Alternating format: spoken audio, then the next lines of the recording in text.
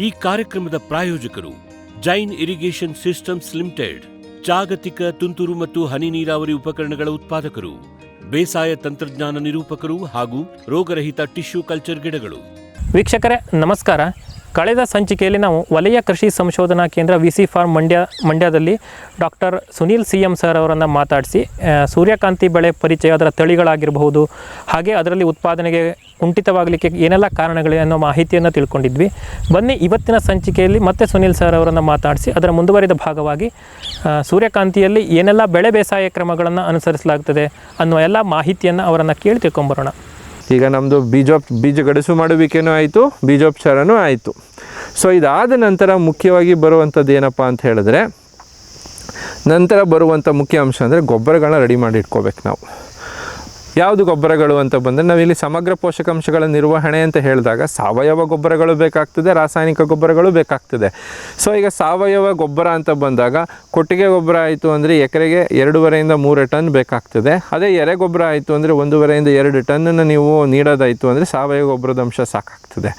ನಂತರ ಬಂತು ಅಂತ ಹೇಳಿದ್ರೆ, ಇಲ್ಲಿ ನಿಮ್ಗೆ ಆಲ್ರೆಡಿ ಹೇಳಿದ್ದೀನಿ, ಸೂರ್ಯಕಾಂತಿನ ನೀರಾವರಿನಲ್ಲೂ ಬೆಳೀಬೋದು ಮತ್ತು ಮಳೆಯಾಶ್ರಿತ ಪ್ರದೇಶದಲ್ಲೂ ಕೂಡ ಬೆಳೀಬೋದು.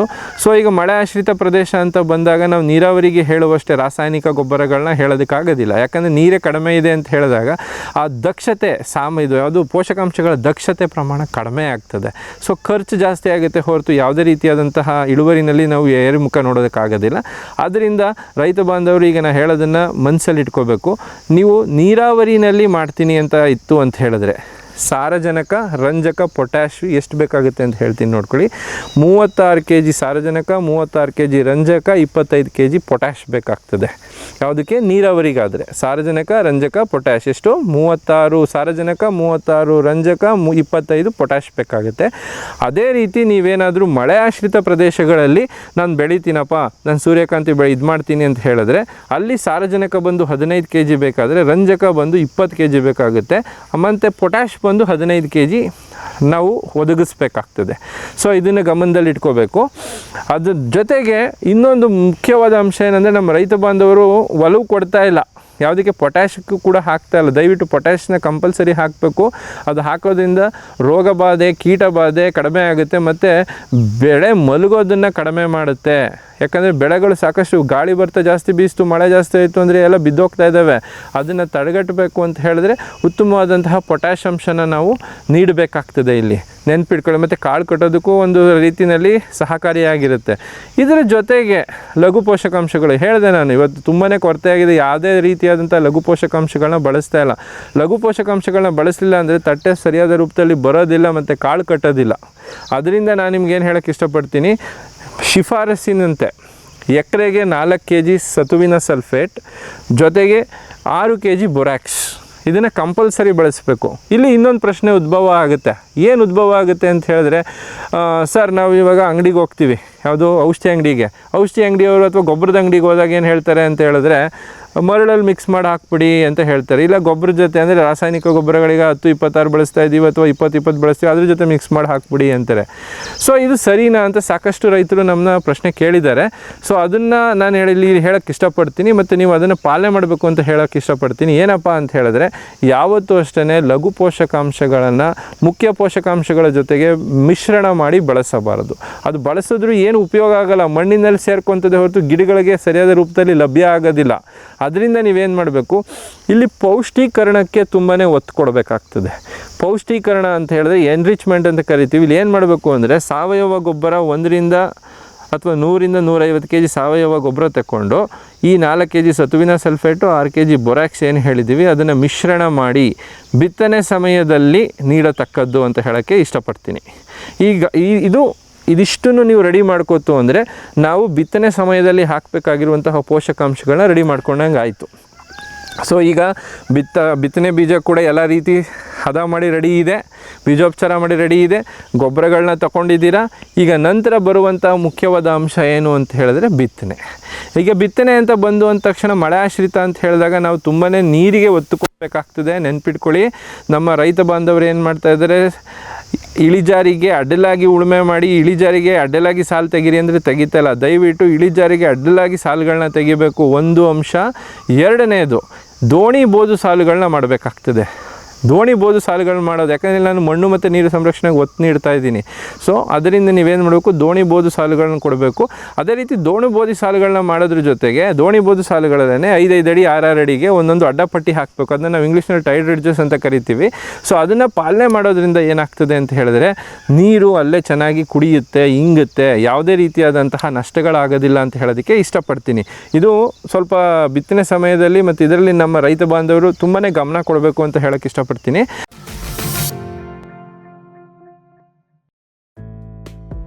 ಫಾರ್ಮಿಲಿ ನರ್ಸರಿ, ರೋಗರಹಿತ ಪಣಿಯೂರು 1, 2, 4, 5 ತೇವಂಕಾಳು ಮೆಣಸು, ಅಧಿಕ ಇಳುವರಿಯ Chandragiri F1, Hemavati, C/R dwarf robusta coffee ಗಿಡಗಳು, ಕ್ಯಾಡ್ಬರಿ F1 ಹೈಬ್ರಿಡ್ ಕೋಕೋ ಸಸಿಗಳು, ಕಸಿ ಜಾಯಿಕಾಯಿ, ಏಲಕ್ಕಿ, ಚಕ್ಕೆ, ಸಿಲ್ವರ್ ಓಕ್, ಅಡಿಕೆ, ಬಟರ್ ಫ್ರೂಟ್, ಹಲಸು ಮುಂತಾದ ಹಣ್ಣಿನ ಗಿಡಗಳು. ಕಳಂಕರಹಿತ ಬಹುಕಾಲ ಸೇವೆ ನಮ್ಮ ಗುರಿ. ಫಾರ್ಮಿಲಿ ನರ್ಸರಿ. ವಿಶ್ವದಾದ್ಯಂತ ಪೇಟೆಂಟ್ ಪಡೆದ ನ್ಯಾನೋ ತಂತ್ರಜ್ಞಾನದಲ್ಲಿ ತಯಾರಾದ ನೂವಾಲ್ಗಿ ದ್ರಾವಣ. ನೂವಾಲ್ಗಿ ಉಪಯೋಗಿಸಿದ ಮೇಲೆ ತುಂಬ ಇಳುವರಿನೂ ಬಂದಿದೆ. ಕಾಳು ಮೆಣಸಿಗಂತೂ ಭಾಳ ಚೆನ್ನಾಗಿ ಬರುತ್ತೆ. ರೇಷ್ಮೆ ಎಲೆನೂ ಚೆನ್ನಾಗಿ ಬರ್ತದೆ. ಗಿಡಗಳು ತುಂಬ ಚೆನ್ನಾಗಿ ಬೆಳವಣಿಗೆ ಆಯಿತು.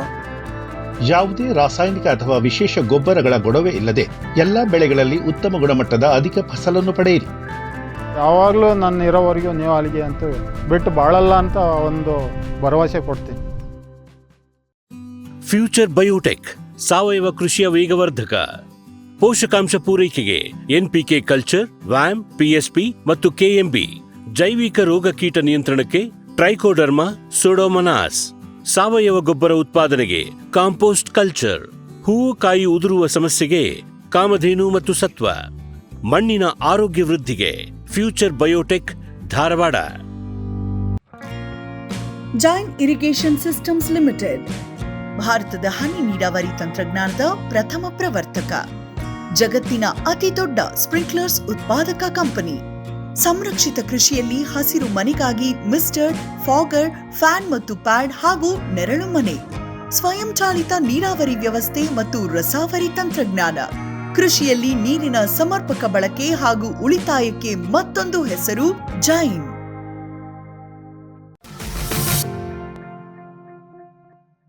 ಅದಾದ ನಂತರ ಏನು ಮಾಡಬೇಕು, ಅಂತರ. ಈಗೇನು ಮಾಡ್ತಾ ಇದ್ದಾರೆ ಅಂದರೆ ಬಿಡೋದು.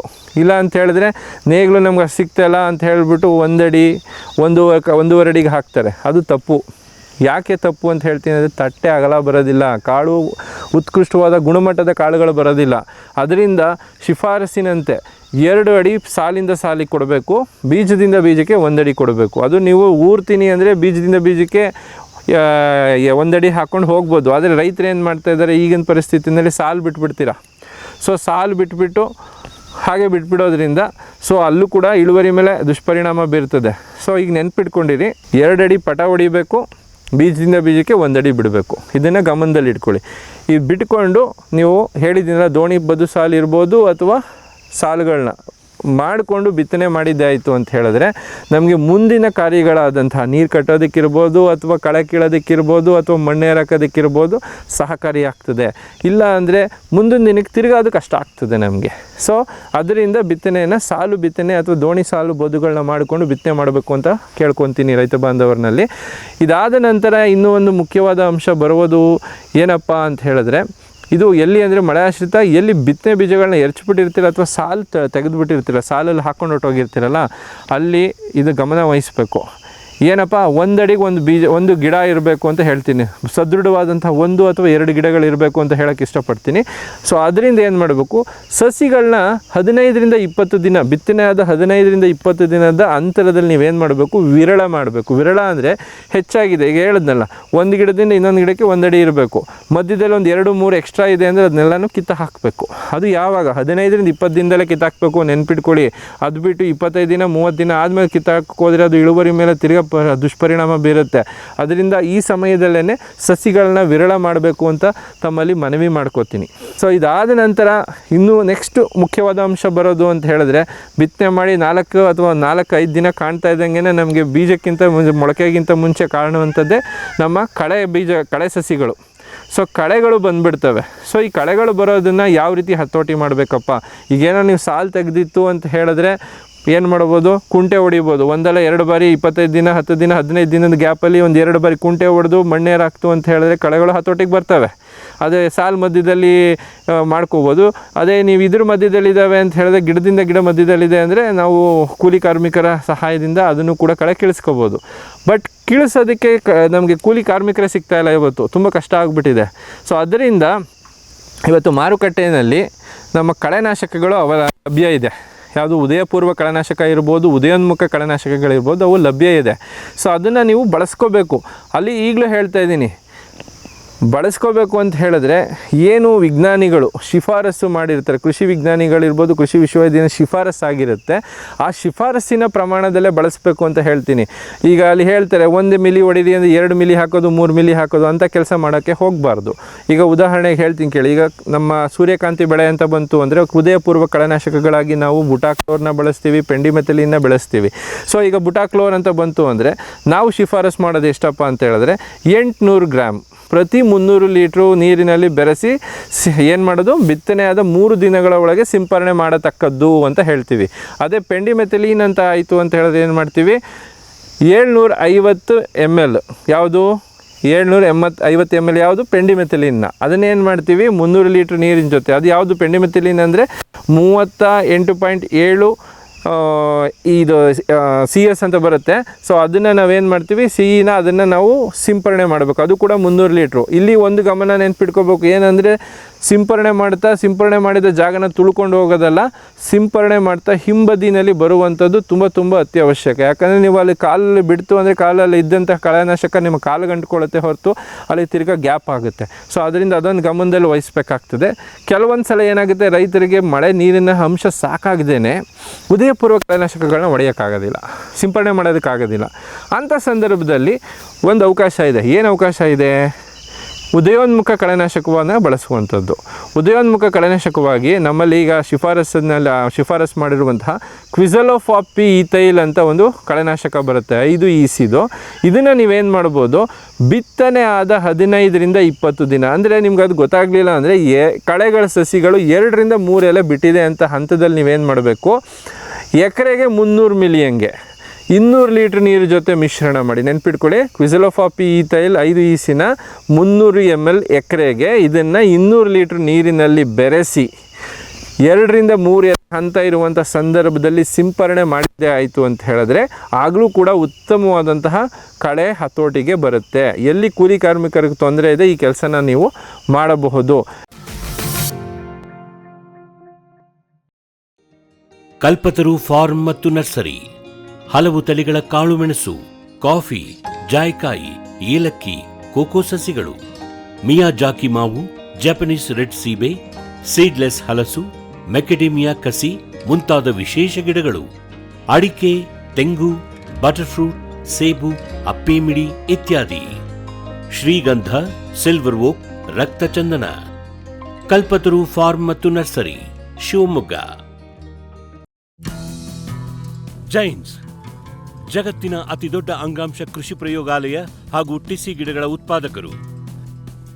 ಸಮೃದ್ಧ ಇಳುವರಿಗೆ ಜೈನ್ ಜೀನೇನ್, ಯಾಲಕ್ಕಿ, ನೇಂದ್ರನ್ ಹಾಗೂ ಕೆಂಪು ಬಾಳೆ ಸಸಿಗಳು, ದಾಳಿಂಬೆ, ಭಗವತಳಿಯ ರೋಗಮುಕ್ತ ಸಸಿಗಳು, ಲಕ್ನೋ 49 ಪೇರಳೆ, ಸ್ಟ್ರಾಬೆರಿ ಇತ್ಯಾದಿ ಗಿಡಗಳು ಯೋಗ್ಯ ಬೆಲೆಯಲ್ಲಿ. ಅಂಗಾಂಶ ಕೃಷಿಯ ಜಾಗತಿಕ ಬ್ರ್ಯಾಂಡ್ ಜೈನ್. ಗ್ರೀನ್ ಪ್ಲಾಸ್ಟ್ ISI ಪ್ರಮಾಣೀಕೃತ ಪರಿಶುದ್ಧ HDPE ಜಿಯೋ ಮೆಂಬ್ರೇನ್ ಪಾಂಡ್ ಲೈನರ್ಗಳು ಕೃಷಿ ಹೊಂಡ, ಕೆರೆ, ಕಾಲುವೆ, ಮೀನುಕೊಳ, ಸ್ಪಿರುಲಿನಾ ಹೊಂಡಗಳಿಗೆ ಬೇಕಾದ ಆಕಾರ ಮತ್ತು ವಿಸ್ತೀರ್ಣಗಳಲ್ಲಿ ಸರ್ಕಾರದ ಸಬ್ಸಿಡಿ ಯೋಜನೆಯಡಿ ಲಭ್ಯ. 100% ಪುನರ್ಬಳಕೆ, UV ಮತ್ತು ಒಡಕು ನಿರೋಧಕ, ಪಕ್ಕಾ ಜೋಡಣೆ, 5 ವರ್ಷಗಳ ಲಿಖಿತ ವಾರಂಟಿ. ಗ್ರೀನ್ ಪ್ಲಾಸ್ಟ್. ಸಮೃದ್ಧ ಸಾವಯವ ಗೊಬ್ಬರ, MSGP ಮತ್ತು KCDC ಉತ್ಪಾದನೆ, ಫಾರ್ಮ್ ಟಿವಿಯಿಂದ ಸರಬರಾಜು. ಅತಿ ಕಡಿಮೆ ಬೆಲೆಗೆ ಅತ್ಯುತ್ತಮ ಗೊಬ್ಬರ. ಇಲ್ಲ ಭಾರಲೋಹ, ಕೃಷಿ ವಿಶ್ವವಿದ್ಯಾಲಯದಿಂದ ಪರೀಕ್ಷಿತ ಸಾವಯವ ಇಂಗಾಲ, NPK, PH, EC ಎಲ್ಲ ನಿಗದಿತ ಮಿತಿಯಲ್ಲಿ. ಅಡಿಕೆ, ತೆಂಗು, ಬಾಳೆ, ಕಾಫಿ, ದಾಳಿಂಬೆ, ದ್ರಾಕ್ಷಿ, ಕಬ್ಬು, ಭತ್ತ, ಜೋಳ, ಹತ್ತಿ ಹೀಗೆ ಎಲ್ಲಾ ಬೆಳೆಗಳಿಗೂ ಪ್ರಶಸ್ತ. ಜೀವಂತ ಮಣ್ಣು, ಸಮೃದ್ಧ ಬೆಳೆ, ಅತ್ಯಧಿಕ ಲಾಭಕ್ಕೆ ಬಳಸಿ ಸಿಟಿ ಕಾಂಪೋಸ್ಟ್. ಇದಾದ ನಂತರ 30-35 ದಿನಗಳಲ್ಲಿ ಏನು ಮಾಡಬೇಕಾಗ್ತದೆ ಅಂತ ಹೇಳಿದ್ರೆ, ಸೂರ್ಯಕಾಂತಿ ಈ ತಟ್ಟೆ ಅಗಲ ಆಯಿತು ಅಂದರೆ ತುಂಬ ದಪ್ಪ ಆಗುವಂಥ ಸಂದರ್ಭ ಇರೋದ್ರಿಂದ ಏನಾಗುತ್ತೆ, ಗಾಳಿ ಬೀಸೋದ್ರಿಂದ ಅಥವಾ ಮಳೆ ಬೀಳೋದ್ರಿಂದ ಏನಾಗುತ್ತೆ, ಮಲ್ಕೊಳ್ಳೋದು ಅಂದರೆ ಲಾಡ್ಜಿಂಗ್ ಆಗುವಂತಹ ಸಾಧ್ಯತೆ ಜಾಸ್ತಿ ಇರುತ್ತೆ.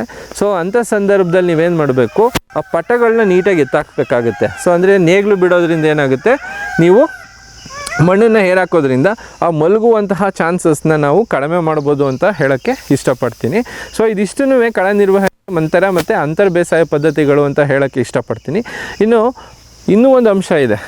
ಏನು ಅಂಶ ಅಂತ ಹೇಳಿದ್ರೆ ನೀರು. ಕೆಲವೊಂದು ಸಲ ಮಳೆ ಬರೋದೇ ಇಲ್ಲ, 15 ದಿನ ಗ್ಯಾಪ್ ಆಗಿಬಿಡುತ್ತೆ, ಒಂದು 20 ದಿನ ಗ್ಯಾಪ್ ಆಗೋಗುತ್ತೆ. ಅಂಥ ಸಂದರ್ಭದಲ್ಲಿ ನಮ್ಮ ರೈತ ಬಾಂಧವರು ಏನು ಮಾಡಬೇಕು ಅಂತ ಹೇಳಿದ್ರೆ, ಕೃಷಿ ಹೊಂಡಗಳನ್ನ ಅಂದರೆ ಮಣ್ಣು ನೀರು ಸಂರಕ್ಷಣಾ ತಾಂತ್ರಿಕತೆಗಳಲ್ಲಿ ಕೃಷಿ ಹೊಂಡಗಳು ಕೂಡ ಬರ್ತವೆ. ಕೃಷಿ ಹೊಂಡನೂ ಕೂಡ ಒಂದು ಉತ್ತಮವಾದಂತಹ ಇದಾಗಿ ಪಾತ್ರನ ನಿರ್ವಹಿಸ್ತದೆ. ನಾವು ಬೆಳೆ ಬೆಳೆಯೋದ್ರಲ್ಲಿ ಹೆಚ್ಚು ನೀರು ಕೊಚ್ಚಿರೋದನ್ನು ನಾವು ಕೃಷಿ ಹೊಂಡಕ್ಕೆ ಹೋಗುವಂತೆ ಮಾಡಿ. ಈಗ ನೀವು ಉದಾಹರಣೆಗೆ ಹೇಳಬೇಕು ಅಂದರೆ 12x12x3 ಮೀಟ್ರ್ನಲ್ಲಿ ನೀವು ಒಂದು ಕೃಷಿ ಹೊಂಡ ತೆಗೆಸ್ಕೊಂಡ್ರೆ 250 ಮೀಟ್ರ್ ಕ್ಯೂಬ್ನಷ್ಟು ನೀರನ್ನ ಉಳಿಸ್ಬೋದು. ಆ ನೀರು ಉಳಿಸ್ಕೊತು ಅಂತ ಹೇಳಿದ್ರೆ, ಇಲ್ಲ ಅಂದರೆ 2.5 ಇಂದ 3 ಎಕರೆಗೆ 1 ಅಲ್ಲ 2 ಬಾರಿ ನೀರು ಕೊಡ್ಬೋದು. ಸೊ ಆ 2 ನೀರು ಕೊಡ್ತು ಅಂದರೆ ನಮಗೆ ಕೈಗೆ ಬೆಳೆ ಬಂದಂಗೆ. ಸೊ ಅದರಿಂದ ನಾವೇನು ಮಾಡಬೇಕು, ಕೃಷಿ ಹೊಂಡಗಳನ್ನ ಬಳಸ್ಕೊಂಡು, ಅದರಲ್ಲೂ ನೆನ್ಪಿಟ್ಕೊಳ್ಳಿ, ಸೂರ್ಯಕಾಂತಿ ಬೆಳವಣಿಗೆ ಹಂತ 1. ಈಗ ನೀರಾವರಿ ಮಳೆ ಆಗಿದೆ ಅಂದರೆ ನೀವು ಬಿತ್ತನೆ ಮಾಡ್ತೀರಾ. ಸೊ ಮೊಳಕೆ ಹಂತ ಇಲ್ಲಿ ಬಿಟ್ಬಿಡ್ತಾ ಇದ್ದೀನಿ. 1 ಬೆಳವಣಿಗೆ ಹಂತ, ತಟ್ಟೆ ಬರುವಂಥ ಹಂತ ಮತ್ತು ಕಾಳು ಕಟ್ಟೋ ಹಂತದಲ್ಲಿ ನಮಗೆ ನೀರಿಗೆ ಕೊರತೆ ಆಗಬಾರ್ದು. ಸೊ ಆ ನೀರಿಗೆ ಕೊರತೆ ಆಗಬಾರ್ದು ಅಂತ ಏನು ಹೇಳ್ತಾ ಇದ್ದೀನಿ ಅಂತ ಹೇಳಿದ್ರೆ, ನಿಮ್ಮಲ್ಲಿ ಕೃಷಿ ಹೊಂಡದ ಅವಶ್ಯಕತೆ ಇದೆ ಅಂತ ಹೇಳಿದ್ರೆ, ಕೆಂಪು ಮಣ್ಣಾದಲ್ಲಿ 7ರಿಂದ 8 ದಿನಕ್ಕೆ 1 ಬಾರಿ ನೀರು ಕೊಡೋದು ತುಂಬ ಉತ್ತಮ ಇರುತ್ತೆ. ಕಪ್ಪು ಮಣ್ಣಾದಲ್ಲಿ ಗೊತ್ತಿದೆ, ಅದರಲ್ಲಿ ತೇವಾಂಶ ಹಿಡಿದಿಟ್ಕೊಳ್ಳೋ ಸಾಮರ್ಥ್ಯ ಜಾಸ್ತಿ ಇರೋದ್ರಿಂದ ನಾವೇನು ಮಾಡ್ಬೋದು, 20 ದಿನಕ್ಕೆ 1 ಬಾರಿ ನೀರು ಕೊಟ್ಟರು ಕೂಡ ಅದು ತಡ್ಕೊಳ್ಳುವಂಥ ಸಾಮರ್ಥ್ಯನ ಹೊಂದಿರುತ್ತೆ ಅಂತ ಹೇಳೋದಕ್ಕೆ ಇಷ್ಟಪಡ್ತೀನಿ. ಇದು ನೀರಾವರಿ ಬಗ್ಗೆ ಆಯಿತು. ಇನ್ನು ಒಂದು ಕೊನೆಯ ಅಂಶ ಏನಪ್ಪ ಅಂತ ಹೇಳಿದ್ರೆ, ನಾನು ನಿಮ್ಗೆ ಹೇಳಿದೆ, ಸೂರ್ಯಕಾಂತಿ ಒಂದು ಮಣ್ಣನ್ನು ಬರಿದು ಮಾಡುವ ಬೆಳೆಯೇ ಅಂತ ಹೇಳ್ತೀವಿ, ಮತ್ತು ಮಳೆ ಆಶ್ರಿತ ಪ್ರದೇಶಗಳಲ್ಲಿ ಬೆಳೀತಾ ಇದ್ದೀವಿ. ಮಳೆನೇ ಬರಲಿಲ್ಲ ಅಂದರೆ ಬೆಳೆ ಹೋಗ್ಬಿಟ್ರೆ ಏನು ಮಾಡೋದು? ಅದರಿಂದ ನಾವೇನು ಹೇಳ್ತೀವಿ, ಒಂದು ಮಣ್ಣಿನ ಫಲವತ್ತತೆಯನ್ನು ಕಾಪಾಡ್ಕೊಳ್ಬೇಕು. ಅದಕ್ಕೆ ಸೂರ್ಯಕಾಂತಿ ಏಕ ಬೆಳೆಗೆ ಹೋಗೋದ್ರ ಜೊತೆಗೆ ಅಂತರ್ ಬೆಳೆ ಪದ್ಧತಿಗಳನ್ನ ಅಳವಡಿಸ್ಕೊಂತು ಅಂತ ಹೇಳಿದ್ರೆ ತುಂಬ ಸಹಕಾರಿಯಾಗ್ತದೆ. ಆ ಅಂತರ್ ಬೆಳೆ ಪದ್ಧತಿಗಳು ಅಂತ ಬಂದಾಗ ನಾವೇನು ಮಾಡ್ಬೋದು, ಸೂರ್ಯಕಾಂತಿ ಹರಳು ಗೊತ್ತಿದೆ ನಿಮಗೆ, ಬರ ತಡ್ಕೊಂಡು ಕೂಡ ಅದು ಬರುವಂಥ ಸಾಮರ್ಥ್ಯ ಹೊಂದಿದೆ. ಒಂದು ಸಾಲು ಹರಳಾಗ್ತು ಅಂದರೆ ಒಂದು ಸಾಲು ಸೂರ್ಯಕಾಂತಿ ಹಾಕುವಂಥದ್ದು. ಅದು ಬಿಡ್ತು ಅಂತ ಹೇಳಿದ್ರೆ ನೀವೇನು ಮಾಡ್ಬೋದು, ಸೂರ್ಯಕಾಂತಿ ತೊಗರಿ ಬೆಳಿಬೋದು, ಸೂರ್ಯಕಾಂತಿ ತೊಗರಿನೂ ಬೆಳಿಬೋದು. ಅದಾದ ಮೇಲೆ ನೀವು ಇನ್ನೂ ಒಂದು ಬೆಳಿಬೋದು, ಯಾವುದಪ್ಪ ಅಂತ ಹೇಳಿದ್ರೆ ಕಾಳು ಬೆಳೆಗಳನ್ನ ಬೆಳ್ಕೊಬೋದು.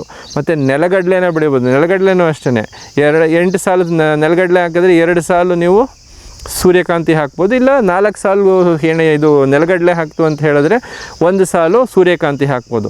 ಈ ರೀತಿ ಮಾಡೋದ್ರಿಂದ ಏನಾಗುತ್ತೆ, ನಮ್ಮ ಮಣ್ಣಿನ ಆರೋಗ್ಯನೂ ಕಾಪಾಡ್ಕೋಬೋದು, ನಮಗಿಲ್ಲಿ ನೆಲಗಡಲೆನೂ ಸಿಕ್ತಂಗೆ ಆಗುತ್ತೆ, ಜೊತೆಗೆ ಸೂರ್ಯಕಾಂತಿನೂ ಸಿಕ್ತಂಗೆ ಆಗುತ್ತೆ.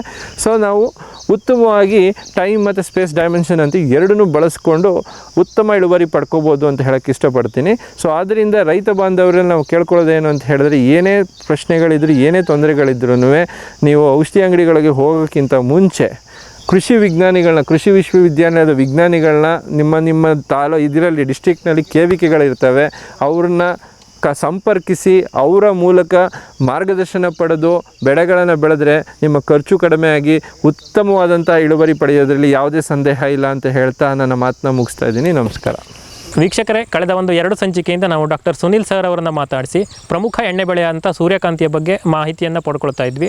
ಅವರು ಬೀಜ ಬಿತ್ತನೆ ಮಾಡೋದ್ರಿಂದ ಹಿಡಿದು ನಾಟಿ ಹಂತದವರೆಗೆ ಎಲ್ಲ ವಿಷಯಗಳನ್ನು ಕೂಡ ಬೇಸಾಯ ಕ್ರಮಗಳನ್ನು ಕೂಲಂಕುಷವಾಗಿ ನಮಗೆ ತಿಳಿಸ್ಕೊಟ್ಟಿದ್ದಾರೆ. ಅವರಿಗೆ ನಮ್ಮ ವಾಹಿನಿಯ ಪರವಾಗಿ ಹಾಗೂ ಎಲ್ಲ ವೀಕ್ಷಕರ ಪರವಾಗಿ ಧನ್ಯವಾದಗಳನ್ನು ಹೇಳ್ತಾ ಇವತ್ತಿನ ಸಂಚಿಕೆಯನ್ನು ಇಲ್ಲಿಗೆ ಮುಗಿಸ್ತಾ ಇದ್ದೀವಿ. ನಮಸ್ಕಾರ. ಈ ಕಾರ್ಯಕ್ರಮದ ಪ್ರಾಯೋಜಕರು ಜೈನ್ ಇರಿಗೇಷನ್ ಸಿಸ್ಟಮ್ಸ್ ಲಿಮಿಟೆಡ್, ಜಾಗತಿಕ ತುಂತುರು ಮತ್ತು ಹನಿ ನೀರಾವರಿ ಉಪಕರಣಗಳ ಉತ್ಪಾದಕರು, ಬೇಸಾಯ ತಂತ್ರಜ್ಞಾನ ನಿರೂಪಕರು ಹಾಗೂ ರೋಗರಹಿತ ಟಿಶ್ಯೂ ಕಲ್ಚರ್ ಗಿಡಗಳು.